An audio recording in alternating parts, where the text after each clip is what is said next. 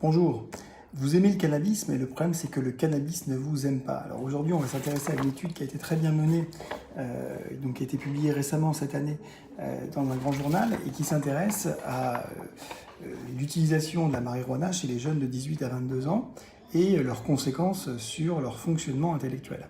Alors, ce qui est un peu rigolant de cette étude, c'est qu'on va faire une IRM cérébrale, une imagerie par résonance magnétique du cerveau, et en fait, on va voir de manière fonctionnelle, c'est une IRM fonctionnelle, l'utilisation de certaines zones cérébrales chez les patients qui se ressemblent en tout point, sauf que certains prennent de la marijuana, du cannabis, du THC, d'autres non.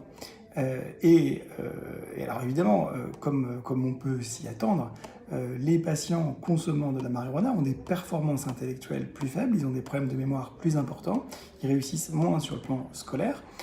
Et en plus de ça, je dirais que ce qui est rigolo dans cette étude, c'est que ça se voit à l'IRM cérébrale. C'est-à-dire que si on fait une sorte de super photo de votre cerveau et qu'on le regarde fonctionner, on pourra, entre guillemets, sur une moyenne en tout cas, voir que la marijuana ralentit votre cerveau. Donc, peut-être que vous aimez la marijuana, peut-être que vous aimez le cannabis, mais lui ne vous aime pas, lui il vous ralentit votre cerveau.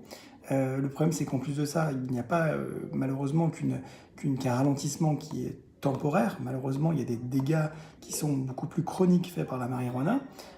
Donc c'est toujours le bon moment d'arrêter. Voilà, dites-vous qu'il y a peut-être d'autres solutions pour traiter votre anxiété, votre stress, qu'il y en a même en fait plein de très bonnes, et qu'il faudrait peut-être compter sur quelque chose qui est à la fois plus efficace, moins dangereux, beaucoup moins cher, et puis légal. Je vous dis à très bientôt sur une vidéo. Bye.